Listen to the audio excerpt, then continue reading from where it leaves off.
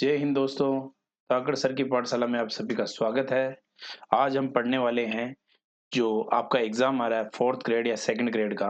उसके लिए मैं आपके बीच में लेके आया हूँ टॉप 100 मोस्ट इंपोर्टेंट क्वेश्चन। तो इस क्लास को आपको बिल्कुल भी स्किप नहीं करनी है। अगर आपको चतुर्थ श्रेणी कर्मचारी या सेकंड ग्रेड में अगर आपका सिलेक्शन चाहिए तो ये क्लास आपके लिए बहुत ही महत्वपूर्ण होने वाली है।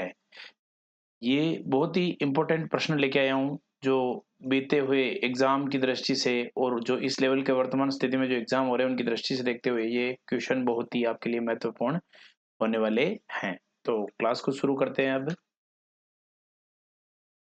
भौतिक परिवर्तन का एक उदाहरण क्या है? तो इसका उत्तर हो जाएगा बर्फ का पिघलना एक भौतिक परिवर्तन का उदाहरण है। और भौतिक परिवर्तन में पदार्थ की रासायनिक संरचना में कोई बदलाव नहीं होता है, केवल उसकी अवस्था या आकार बदलता है। रासायनिक परिवर्तन में क्या होता है? तो रासायनिक परिवर्तन में एक नया पदार्थ बनता है। रासायनिक परिवर्तन में एक या अधिक पदार्थ आपस में मिलकर पूरी तरह से नए गुणों वाला एक नया पदार्थ बनाते हैं। रासायनिक परिवर्तन वो होता है। क्या लोहे में जंग लगना एक भौतिक या रासायनिक परिवर्तन है? बिल्कुल रासायनिक परिवर्तन है लोहे में जंग लगना। लोहे में जंग लगना ऑक्सीजन और पानी के साथ लोहे की रासायनिक अभिक्रिया है जिससे एक नया पदार्थ आयरन ऑक्साइड बनता है। मोमबत्ती का जलना किस प्रकार का परिवर्तन है? तो इसका जो राइट आंसर हो जाएगा वो हो जाएगा रासायनिक और भौतिक दोनों। मोम का पिघलना भौतिक परिवर्तन है, जबकि मोम का जलना और कार्बन डाइऑक्साइड तथा जल वाष्प में बदलना जो है वो रासायनिक परिवर्तन है। भौतिक परिवर्तन कैसा होता है? तो भौतिक परिवर्तन जो है वो उत्क्रमणीय होता है, रिवर्साइबल होता है। भौतिक परिवर्तन में मूल पदार्थ को वापस प्राप्त किया जा सकता है, जैसे पानी को जमा कर बर्फ बनाना और फिर उसे पिघलाकर वापस पानी बनाना उत्क्रमणीय कहलाता है। कागज का फटना किस प्रकार का परिवर्तन है? तो ये है एक भौतिक परिवर्तन है।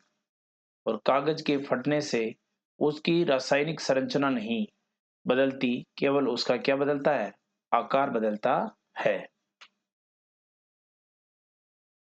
भोजन का पाचन किस प्रकार का परिवर्तन है? तो ये जो है रासायनिक परिवर्तन है। पाचन के दौरान भोजन के बड़े अणु छोटे अणुओं में टूटते हैं, जिससे उनकी रासायनिक संरचना बदल जाती है। रासायनिक परिवर्तन को क्या कहा जाता है? तो रासायनिक परिवर्तन को रासायनिक अभिक्रिया कहा जाता है। और रासायनिक परिवर्तन में पदार्थ रासायनिक अभिक्रिया से गुजरते हैं। पानी का वाष्पीकरण किस प्रकार का परिवर्तन है? तो ये जो है ये क्या है? भौतिक परिवर्तन है। पानी का वाष्प में बदलना उसकी अवस्था का परिवर्तन है।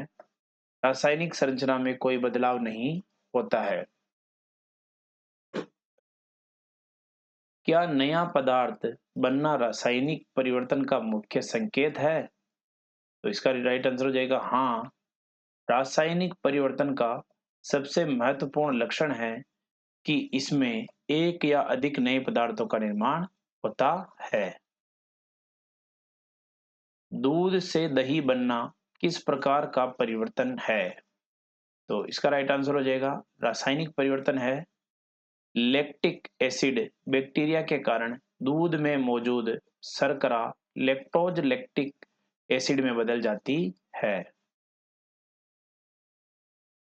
क्या रासायनिक परिवर्तन अनुत्क्रमणीय या इरिवर्सिबल होता है? तो हाँ, अधिकांश रासायनिक परिवर्तनों में मूल पदार्थ को आसानी से वापस प्राप्त नहीं किया जा सकता है।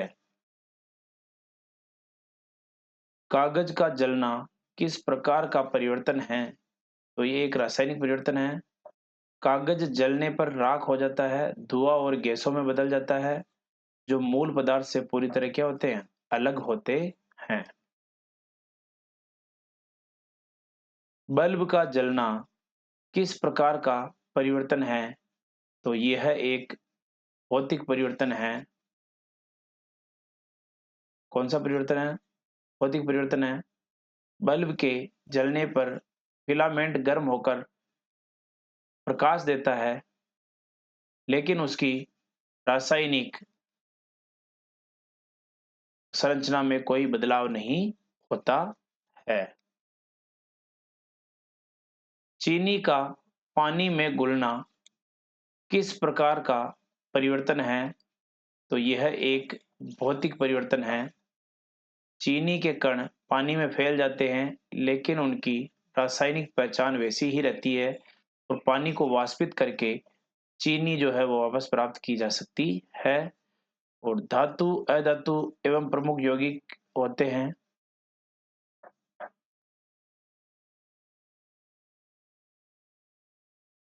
कौन सी धातु कमरे के तापमान पर तरल अवस्था में होती है? तो पारा। पारा एकमात्र ऐसी धातु है जो सामान्य ताप पर द्रव रूप में पाई जाती है। धातुओं का एक मुख्य गुण क्या है? तो आघात वर्धनीयता। आघात वर्धनीयता वह गुण है जिसे धातुओं को पीटकर पतली चादरों में बदला जा सकता है। कौन सी अधातु विद्युत की सुचालक है? तो विद्युत की सुचालक है वो है ग्रेफाइड। ग्रेफाइड कार्बन का एक अपर रूप है जो अधातु होते हुए भी विद्युत का अच्छा चालक है।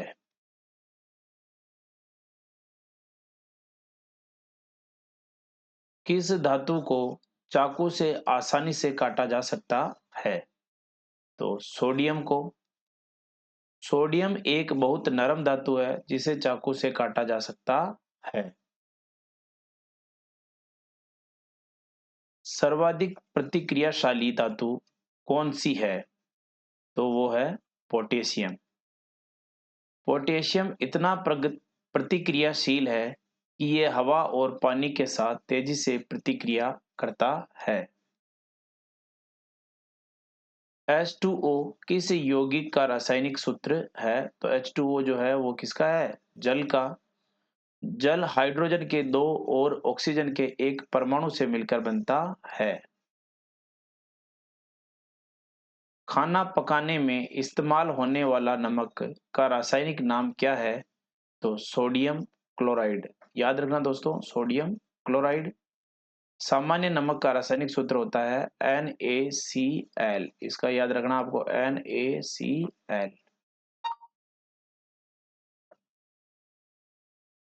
कौन सी गैस ग्रीन हाउस प्रभाव में सबसे अधिक योगदान करती है? तो कार्बन डाई ऑक्साइड जो है वो सबसे अधिक योगदान करती है। कार्बन डाई ऑक्साइड वातावरण में गर्मी को रोकती है, जिससे ग्लोबल वार्मिंग भी, जो ग्लोबल वार्मिंग है वो क्या होती है? बढ़ती है।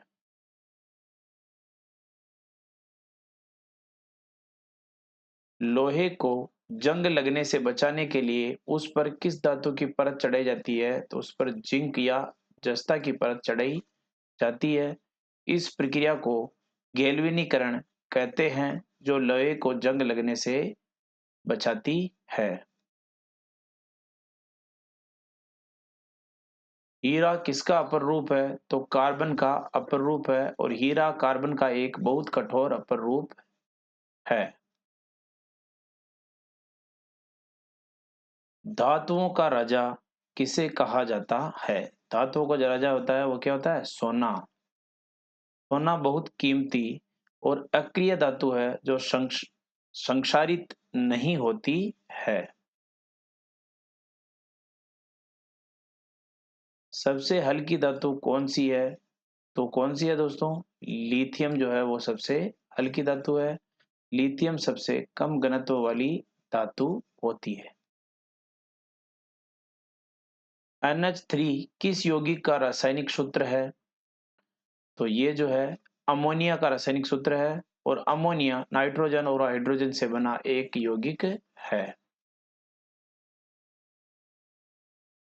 किस अधातु का उपयोग माचिस की तीली बनाने में होता है?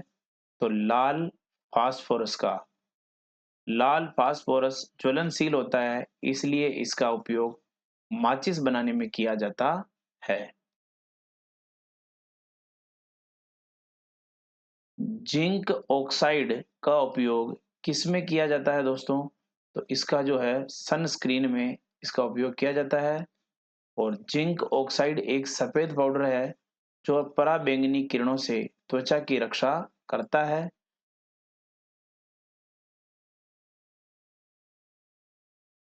प्रकाश का परावर्तन क्या है? प्रकाश का किसी तरह से टकराकर वापस लौटना क्या कहलाता है? परावर्तन। जब प्रकाश की किरण किसी चिकनी या चमकदार सतह पर पड़ती है तो वह उसी माध्यम में वापस लौट जाती है, उसे क्या कहते हैं? प्रकाश परावर्तन। परावर्तन के कितने नियम हैं? तो दो नियम हैं। परावर्तन के दो मुख्य नियम हैं जो आपतित किरण और परावर्तित किरण और अविलंब से संबंधित है। परावर्तन के पहले नियम के अनुसार आपतन कोण और परावर्तन कोण में क्या संबंध है? तो आपतन कोण और परावर्तन कोण के बराबर होता है। ये आप इस सूत्र के माध्यम से पढ़ सकते हो, देख सकते हो। तो angle of incidence and angle of reflection, ये इसका सूत्र है। परावर्तन का दूसरा नियम क्या बताता है? तो क्या बताता है कि आपतित किरण, परावर्तित किरण और अविलंब सभी एक ही तल में होते हैं और ये तीनों रेखाएं एक ही समतल सतह पर स्थित होती है। एक दर्पण पर लंबवत पड़ने वाली प्रकाश किरण कैसे परावर्तित होगी? तो उसी पथ पर वापस लौट जाएगी। यदि आपतन कोण शून्य हो तो परावर्तन कोण भी क्या होगा? शून्य होगा। किस प्रकार का दर्पण हमेशा एक आभासी और सीधा प्रतिबिंब बनाता है? तो उत्तल दर्पण। उत्तल दर्पण जो है वो बिल्कुल हमेशा एक आभासी और सीधा प्रतिबिंब बनाता है। उपयोग, इसका जो उपयोग है वाहनों में रियर व्यू मिरर के रूप में होता है क्योंकि यह हमेशा सीधा और छोटा प्रतिबिंब बनाता है। समतल दर्पण द्वारा बना प्रतिबिंब कैसा होता है? तो ये बिल्कुल आभासी होता है, सीधा होता है और वस्तु के समान आकार का होता है। और समतल दर्पण में हम जो प्रतिबिंब देखते हैं वह दर्पण के पीछे बनता है और वास्तविक नहीं होता है। क्या अपारदर्शी वस्तुएं प्रकाश को परावर्तित करती है? तो बिल्कुल हाँ। अपारदर्शी वस्तुएं प्रकाश को अवशोषित करती है और परावर्तित भी करती है। यही कारण है कि हम उन्हें देख पाते हैं। प्रकाश के परावर्तन के कारण ही हम वस्तुओं को देख पाते हैं। सही या गलत है? तो इसका राइट आंसर हो जाएगा सही। जब प्रकाश किसी वस्तु से परावर्तित होकर हमारी आंखों में प्रवेश करता है तभी हम उस वस्तु को क्या कर पाते हैं? देख पाते हैं। यदि एक प्रकाश किरण एक समतल दर्पण पर 30 के कोण पर आपतित होती है तो परावर्तन कोण क्या होगा? तो ये होगा 30 डिग्री। परावर्तन के नियम के अनुसार आपतन कोण 30 डिग्री परावर्तन कोण के बराबर होता है। गोलीय दर्पण कितने प्रकार के होते हैं? तो ये दो प्रकार के होते हैं, अवतल और उत्तल। अवतल जो होता है और उत्तल जो होता है दोनों दर्पण होते हैं, दोनों ही गोलीय दर्पण के प्रकार है, अवतल और उत्तल। वाहनों की हेडलाइट्स में किस दर्पण का उपयोग होता है? तो उसमें जो होता है अवतल दर्पण का उपयोग होता है। अवतल दर्पण प्रकाश को समानांतर किरण पुंज में केंद्रित करता है जिससे तेज रोशनी मिलती है। परावर्तन की घटना किस सतह पर होती है? तो चिकनी या पॉलिशदार सतह पर यह घटना होती है। और खुरदरी सतह पर भी परावर्तन होता है, लेकिन वह विसरित परावर्तन या डिफ्यूज रिफ्लेक्शन कहलाता है। दर्पण में प्रतिबिंब की दूरी का वस्तु की दूरी से क्या संबंध है? प्रतिबिंब की दूरी का वस्तु की दूरी से क्या संबंध है? तो समतल दर्पण में दूरी समान होती है। समतल दर्पण में प्रतिबिंब दर्पण के पीछे उतनी ही दूरी पर बनता है जितनी दूरी पर वस्तु होती है। क्या परावर्तन में प्रकाश की गति बदलती है? तो नहीं बदलती है। और प्रकाश की गति केवल तब बदलती है जब वह एक माध्यम से दूसरे माध्यम में प्रवेश करता है, जैसे कि अपवर्तन में। आनुवांशिकी का जनक किसे कहा जाता है? तो इसका राइट आंसर हो जाएगा ग्रेगर मेंडल। क्या हो जाएगा दोस्तों? Gregor Mendel. मेंडल ने मटर के पौधों पर प्रयोग करके आनुवांशिकता के नियमों का प्रतिपादन किया था। आनुवांशिक गुणों के वाहक कौन होते हैं? तो कौन होते हैं? तो जीन होते हैं, जीन्स। और जीन जो है डीएनए के खंड होते हैं जो पीढ़ी दर पीढ़ी लक्षणों को स्थानांतरित करते रहते हैं। डीएनए का पूरा नाम क्या है? तो डीएनए का पूरा नाम है डीऑक्सीराइबोन्यूक्लिक एसिड।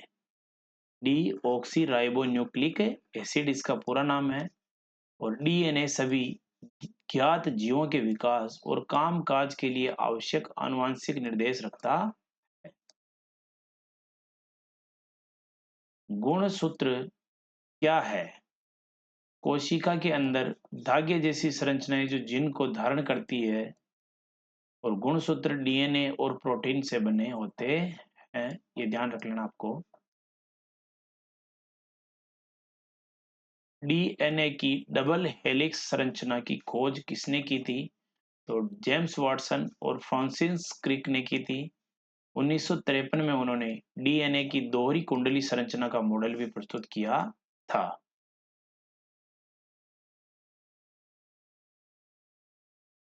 किसी जीव की बाहरी विशेषताओं को क्या कहते हैं?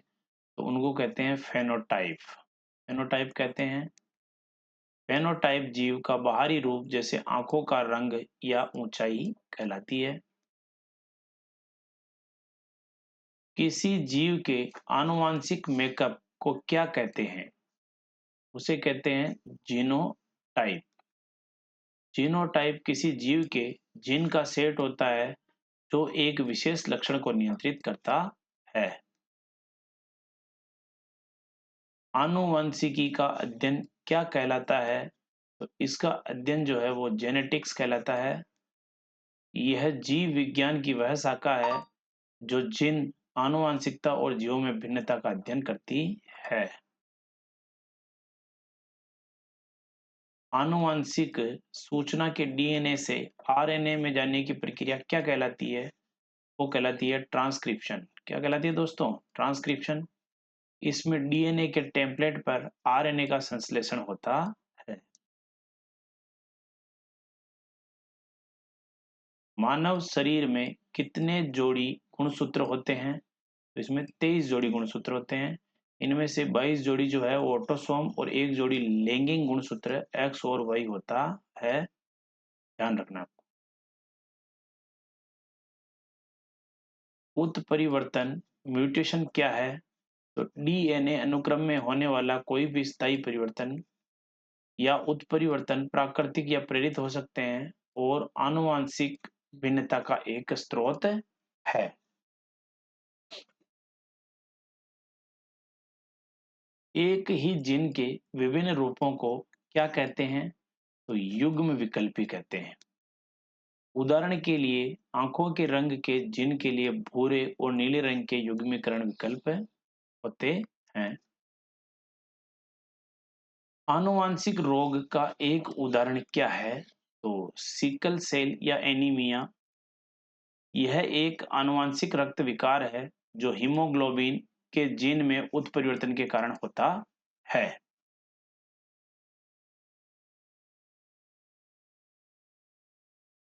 पुनर्योजन रिकॉम्बिनेशन क्या है?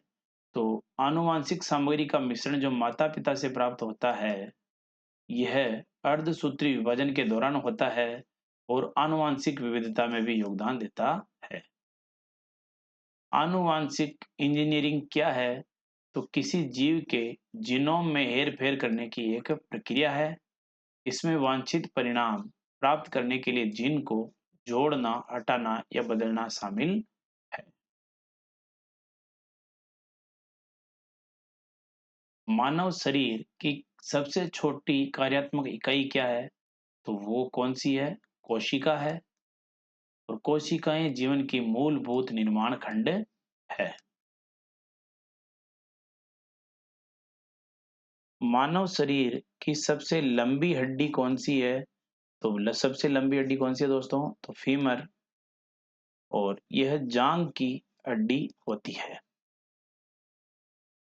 मानव शरीर में कुल कितनी हड्डियां होती है? तो याद रखना आपको 206। को कितनी होती है? 206 हड्डियां होती है। एक नवजात शिशु में लगभग 300 हड्डियां होती ही है, जो बाद में मिलकर 206 हो जाती है। लाल रक्त कोशिकाओं को आरबीसीएस का निर्माण कहाँ होता है? लाल रक्त कोशिकाओं का निर्माण कहाँ होता है? तो अस्थि मज्जा में होता है। कहाँ होता है? अस्थि मज्जा में। और अस्थि मज्जा हड्डियों के अंदर का नरम स्पंजी ऊतक होता है। मानव शरीर का सबसे बड़ा अंग कौन सा है? तो वो सबसे बड़ा अंग है इनकी मानव शरीर का त्वचा। त्वचा शरीर का बाहरी वातावरण से बचाती है। पाचन तंत्र में भोजन का अधिकांश पाचन और अवशोषण कहाँ होता है? तो छोटी आंत में। और छोटी आंत में भोजन पूरी तरह पच जाता है और पोषक तत्वों का अवशोषण होता है। मानव हृदय में कितने कक्ष होते हैं? तो 4 कक्ष होते हैं। 2 तो आलिंद होते हैं और 2 नीले होते हैं। रक्त का थक्का जमने में कौन सा विटामिन सहायक होता है? तो इसमें विटामिन के सहायक होता है। विटामिन के शरीर में थक्का बनाने वाले प्रोटीन के निर्माण में मदद करता है। शरीर में ऑक्सीजन का परिवहन कौन करता है? तो हीमोग्लोबिन जो है वो ऑक्सीजन का परिवहन करता है। और हीमोग्लोबिन लाल रक्त कोशिकाओं में पाया जाने वाला प्रोटीन है, जो ऑक्सीजन को फेफड़ों से शरीर के बाकी हिस्सों तक पहुंचाता है। मानव मस्तिष्क का कौन सा भाग शरीर के संतुलन को नियंत्रित करता है? तो सेरिबेलम। कौन है? सेरिबेलम जो है वो नियंत्रित करता है। सेरिबेलम संतुलन, समन्वय और मांसपेशियों के संचलन को नियंत्रित करता है। पाचन तंत्र में पित्त कहाँ से स्रावित होता है? तो यकृत से, या लीवर जो होता है उसी को यकृत कहते हैं। पित्त यकृत द्वारा बनाया जाता है और वसा के पाचन में मदद करता है। मानव शरीर की सबसे बड़ी ग्रंथि कौन सी है? तो यकृत है। यकृत शरीर का सबसे बड़ा आंतरिक अंग है।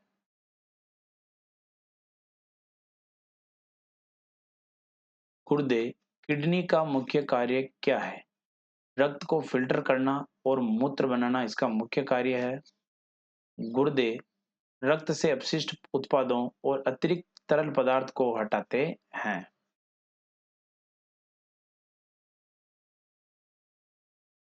मानव शरीर में सबसे छोटी हड्डी कौन सी है? वो है स्टेपिज। स्टेपिज मध्य कान में स्थित होती है। मस्तिष्क का कौन सा भाग शरीर के तापमान को नियंत्रित करता है? वो होता है हाइपोथैलेमस। यह मस्तिष्क का एक छोटा सा हिस्सा है जो कई महत्वपूर्ण कार्यों को नियंत्रित करता है, जिसमें तापमान भी क्या है? शामिल है।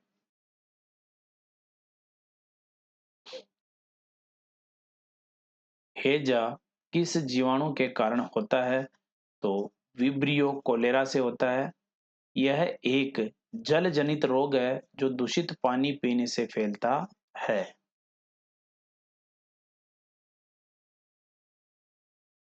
डेंगू किस मच्छर के काटने से होता है? तो ये जो है एडीज इज्प्टी जो मच्छर है उसके काटने से होता है। यह जो मच्छर है दिन के समय में क्या करता है? काटता है। मलेरिया का वाहक क्या है? तो मलेरिया जो है वो मादा एनाफिलीज मच्छर से के द्वारा होता है, ये मच्छर के काटने से। और यह मच्छर प्लाज्मोडियम परजीवी को एक व्यक्ति से दूसरे व्यक्ति में क्या करता है? फैलाता है।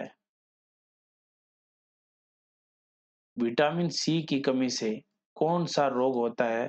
तो स्कर्वी रोग होता है। स्कर्वी स्कर्वी मसूड़ों में खून आना और कमजोरी का कारण बनता है। टीबी किस अंग को प्रभावित करता है? तो टीबी जो है वो दोस्तों फेफड़ों को प्रभावित करता है। ये है माइकोबैक्टीरियम ट्यूबरकुलोसिस नामक जीवाणु के कारण होता है। टीबी जो होता है।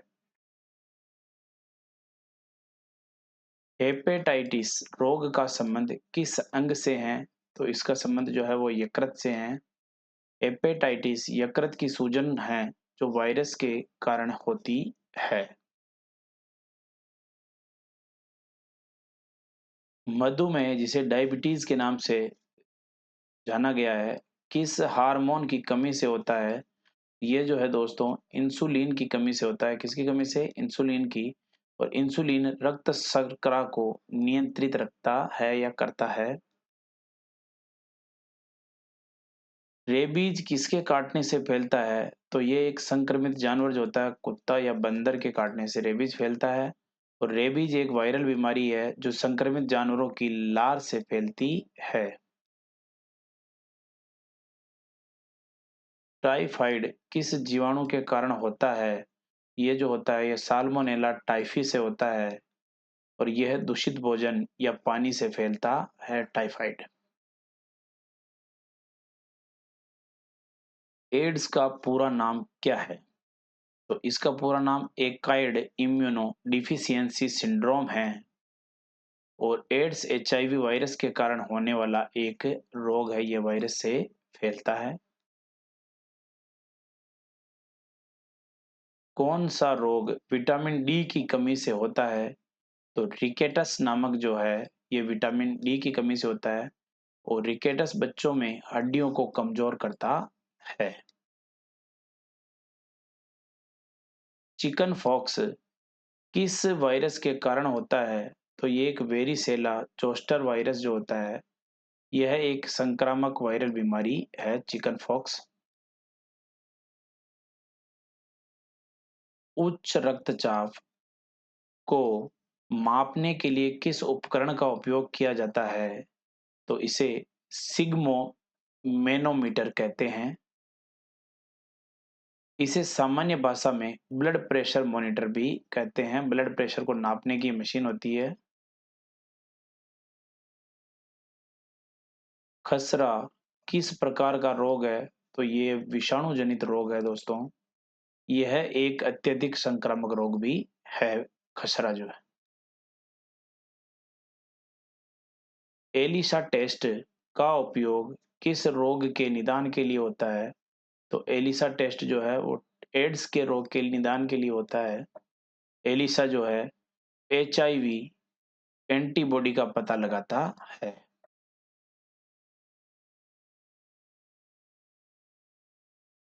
अपशिष्ट प्रबंधन क्या है?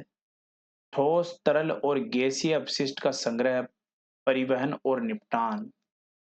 इसका उद्देश्य मानव स्वास्थ्य और पर्यावरण पर अपशिष्ट के हानिकारक प्रभावों को क्या करना है? कम करना है। 3Rs का क्या अर्थ है? कम करना, पुनः उपयोग करना और पुनः चक्रण करना। 3 R। 3 R होता है। पहला आर ये हो गया रिड्यूस, दूसरा आर हो गया रीयूज, और तीसरा ये आर हो गया रिसाइकल, 3R। यह अपशिष्ट प्रबंधन का एक मूल सिद्धांत है। बायोडिग्रेडेबल अपशिष्ट क्या है? वह अपशिष्ट जो प्राकृतिक रूप से विघटित हो सकता है। इसमें भोजन के अवशेष, कागज और पत्तियां शामिल है।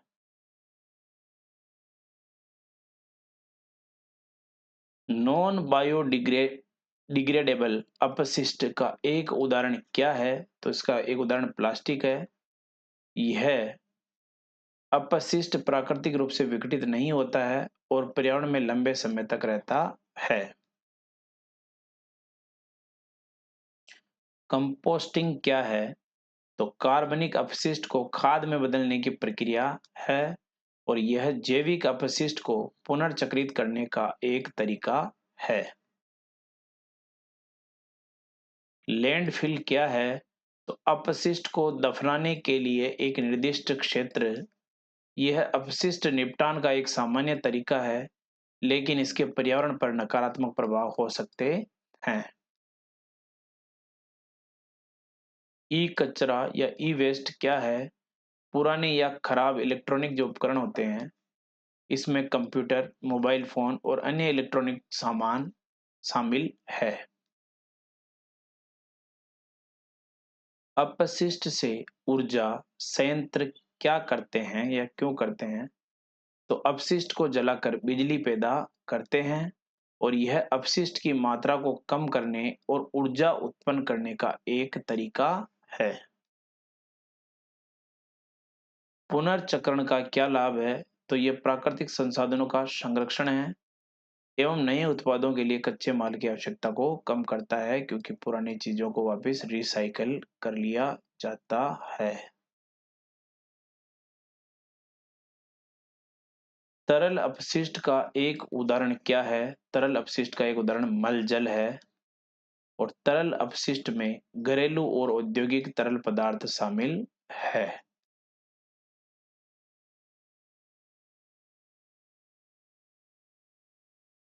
इसी के साथ आप सभी का धन्यवाद।